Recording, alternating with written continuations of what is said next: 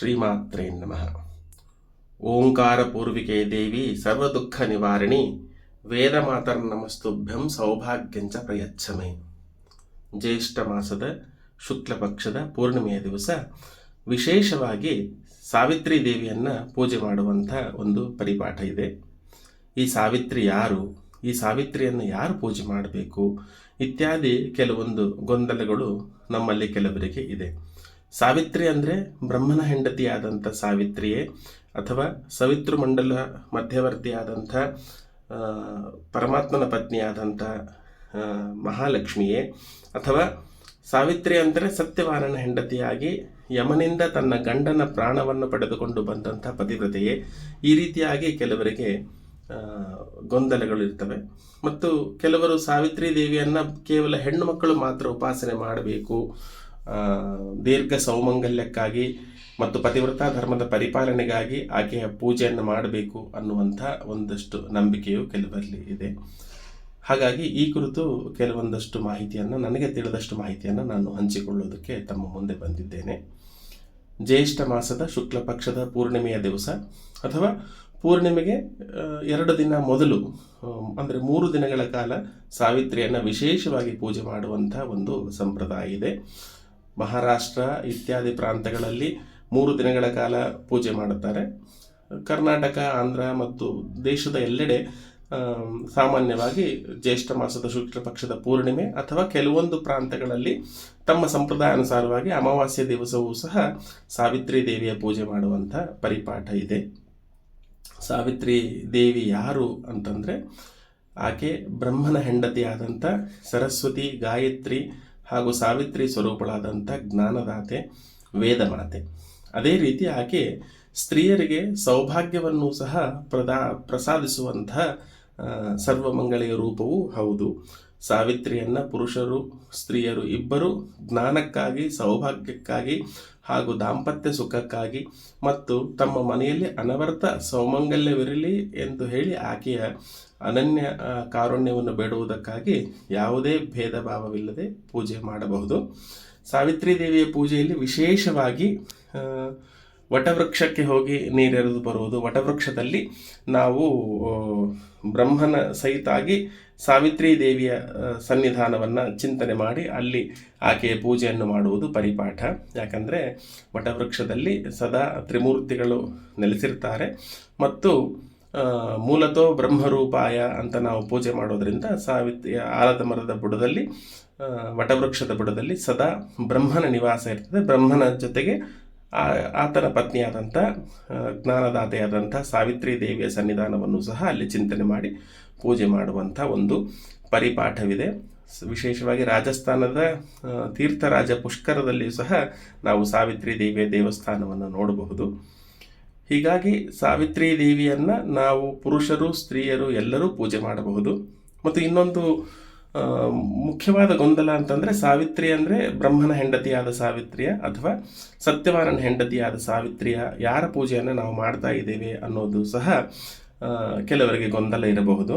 ಸಾಮಾನ್ಯವಾಗಿ ನಾವು ನೋಡೋದಾದರೆ ಈ ವ್ರತದ ಕಲ್ಪೋಕ್ತವಾಗಿ ನಾವು ವ್ರತವನ್ನು ಮಾಡುವಾಗ ನಾವು ಯಾವ ರೀತಿ ಆವಾಹನೆ ಮಾಡ್ತೀವಿ ಅಂದರೆ, ಬ್ರಹ್ಮಣಂ ಸಹ ಸಾವಿತ್ರಿಂ ಸತ್ಯವತ್ ಪ್ರಿಯಾಂ ಧರ್ಮರಾಜಂ ಮುನೀಂದ್ರಂಚ ಧ್ಯಾಯಾಮಿ ಚ ಮಹಾತರುಂ ಬ್ರಹ್ಮಣ ಸಹಿತಾಂ ದೇವಿಂ ಸಾವಿತ್ರಿಂ ಲೋಕಮಾತರಂ ಸತ್ಯವ್ರತಂಚ ಸಾವಿತ್ರಿಂ ವಟಾಂಚ ಅವಾವಹಂ ಅಂತ ಆವಾಹನೆ ಮಾಡ್ತೀವಿ. ಅಂತಂದರೆ ಸಾವಿತ್ರಿ ಅಂದರೆ ಬ್ರಹ್ಮನ ಸಹಿತ ಆದಂಥ ಸಾವಿತ್ರಿಯ ಜೊತೆಗೆ ಸತ್ಯವಾನನ ಹೆಂಡತಿಯಾದಂಥ ಸಾವಿತ್ರಿಯ ಪೂಜೆಯನ್ನು ಸಹ ನಾವು ವಿಶೇಷವಾಗಿ ಈ ದಿನದಲ್ಲಿ ಮಾಡ್ತೀವಿ.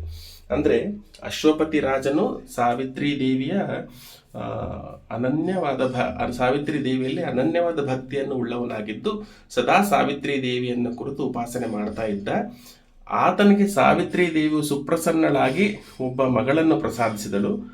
ಆಕೆಗೆ ಆತ ತನ್ನ ಉಪಾಸ್ಯ ದೇವತೆಯಾದ ಸಾವಿತ್ರಿ ದೇವಿಯ ಹೆಸರನ್ನೇ ಇಟ್ಟು ಆಕೆಯನ್ನು ಸಾವಿತ್ರಿ ಅಂತ ಕರೆದ. ಹೀಗಾಗಿ ನಾವು ವಟ ಸಾವಿತ್ರಿ ಪೂಜೆಯಲ್ಲಿ ಆ ಬ್ರಹ್ಮನ ಹೆಂಡತಿಯಾದ ಸಾವಿತ್ರಿ ಹಾಗೂ ಆಕೆಯ ವರಪ್ರಸಾದದಿಂದ ಭೂಮಿಯಲ್ಲಿ ಅವತಾರ ಮಾಡಿ ಪತಿವ್ರತಾ ಧರ್ಮವನ್ನು ನಿರೂಪಣೆ ಮಾಡಿದಂಥ ಸತ್ಯವಾನನ ಹೆಂಡತಿಯಾದ ಮತ್ತು ಅಶ್ವಪತಿ ರಾಜನ ಮಗಳಾದಂಥ ಸಾವಿತ್ರಿ ಇಬ್ಬರ ಉಪಾಸನೆಯನ್ನು ಸಹ ನಾವು ಮಾಡ್ತೇವೆ. ಯಾಕಂದರೆ ಆ ದಿವಸ ನಾವು ಈಕೆಯ ಸಾವಿತ್ರಿ ದೇವಿಯ ಪತಿವ್ರತ ಮಹಿಮೆ ಹಾಗೂ ಬ್ರಹ್ಮನ ಹೆಂಡತಿಯಾದಂಥ ಸಾವಿತ್ರಿಯ ಲೀಲಾ ವಿನೋದ ಎರಡನ್ನೂ ಕೊಂಡಾಡುವಂಥ ಒಂದು ವ್ರತ ಆಗಿರೋದ್ರಿಂದ ವಿಶೇಷವಾಗಿ ನಾವು ಈ ದಿವಸದಲ್ಲಿ ಇವರಿಬ್ಬರನ್ನೂ ಮನಸ್ಸಿನಲ್ಲಿ ಸ್ಮರಣೆ ಮಾಡುತ್ತಾ ಈ ವ್ರತವನ್ನು ಮಾಡಬೇಕಾಗ್ತದೆ.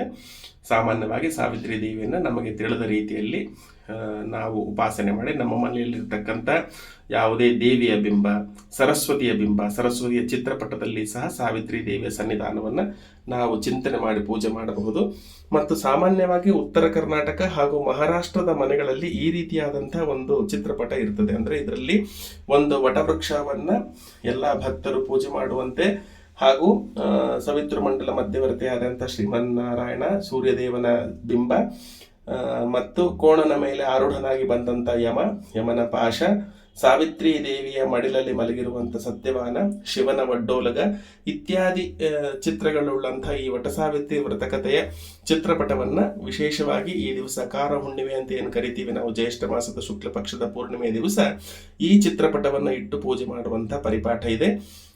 ಮನೆಗೆ ಮುತ್ತೈದೆಯರನ್ನ ಆವಾಹಿಸಿ ಅವರಿಗೆ ವಿಶೇಷವಾಗಿ ತಾಂಬೂಲ ಜೊತೆಗೆ ನೇರಳೆ ಹಣ್ಣು ಹಾಗೂ ಅಥವಾ ಮಾವಿನ ಹಣ್ಣು ಇವುಗಳನ್ನು ನಾವು ಫಲತಾಂಬೂಲವನ್ನಾಗಿ ನೀಡಿ ಅವರ ಆಶೀರ್ವಾದವನ್ನು ಪಡೆಯುವಂಥ ಪರಿಪಾಠವಿದೆ. ಆ ದಿವಸ ವಟಸಾವಿತ್ರಿ ಕಥೆಯನ್ನಂದರೆ ಯಾವ ರೀತಿ ಆಕೆ ತನ್ನ ಜ್ಞಾನದಿಂದ ಯಮನೊಂದಿಗೆ ತಾನು ವಾಗ್ವಾದವನ್ನು ನಡೆಸಿ, ಶಾಸ್ತ್ರಾರ್ಥ ವಾದವನ್ನು ನಡೆಸಿ, ಅದರಿಂದ ಆತನ ಮೆಚ್ಚುಗೆ ಪಾತ್ರಳಾಗಿ ತನ್ನ ಗಂಡನ ಪ್ರಾಣವನ್ನು, ಕಳೆದು ಹೋದ ಮಾವನ ರಾಜ್ಯವನ್ನು ಹಾಗೂ ಮಾವನಿಗೆ ಕಣ್ಣುಗಳನ್ನು ಬರುವಂತೆ ಮಾಡಿದಳು. ಆ ಕಥೆಯನ್ನು ನಾವು ಹೇಳಿಕೊಳ್ಳುವಂಥ ಒಂದು ಪರಿಪಾಠ ಇದೆ.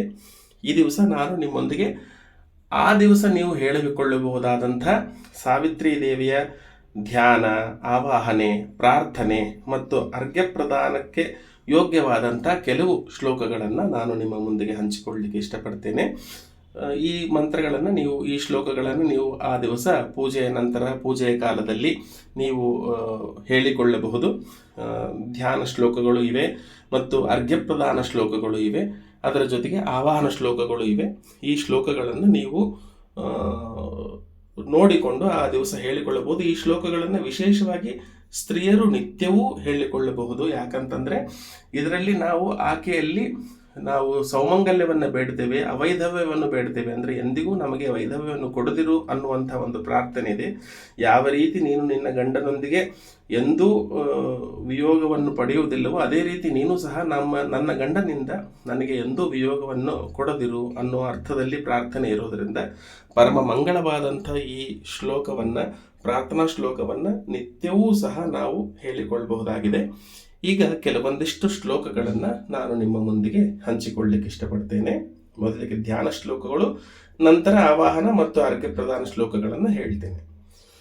ಪದ್ಮಪತ್ರಾಸನಶ್ಚ ಬ್ರಹ್ಮಾಧ್ಯಾಯಶ್ಚತುರ್ಮುಖಃ ಸಾವಿತ್ರೀ ತಸ್ಯ ದೂಧೇಯ ವಾಮೋತ್ಸಂಗಗತಾ ತಥಾ ಆದಿತ್ಯವರ್ಣ ಧರ್ಮಜ್ಞ ಸಾಕ್ಷಮಾಲಕರಾ ತಥಾ ಸಾವಿತ್ರೀ ಬ್ರಹ್ಮಗಾಯತ್ರಿ ಸರ್ವದಾ ಪ್ರಿಯಭಾಷಿಣಿ ತೇನ ಸತ್ಯೇನ ಮಾಂ ಪಾಹಿ ದುಃಖ ಸಂಸಾರ ಸಾಗರಾತ್ ತ್ವಂ ಗೌರಿ ತ್ವಂ ಶಚಿ ಲಕ್ಷ್ಮಿಸ್ತ್ವಂ ಪ್ರಭಾಚಂದ್ರಮಂಡಲೆ ತ್ವಮೇವಾತ್ರ ಜಗನ್ಮಾತ ತ್ವಮುದ್ಧರ ವರಾನನೆ ಯನ್ಮಯಾ ದುಷ್ಕೃತಂ ಸರ್ವಂ ಕೃತಂ ಜನ್ಮಶತೈರಪಿ ಭಸ್ಮೀ ಭವತು ತತ್ಸರ್ವಂ ಅವೈಧವ್ಯಂಚ ದೇಹಿ ಮೇ ಯಥಾ ತೇನ ವಿಯೋಗೋಸ್ತಿ ಭರ್ತ್ರಾ ಸಹ ಸುರೇಶ್ವರಿ ತಥಾ ಮಮ ಮಹಾಭಾಗೆ ಕುರುತ್ವಾಂ ಜನ್ಮ ಜನ್ಮನಿ.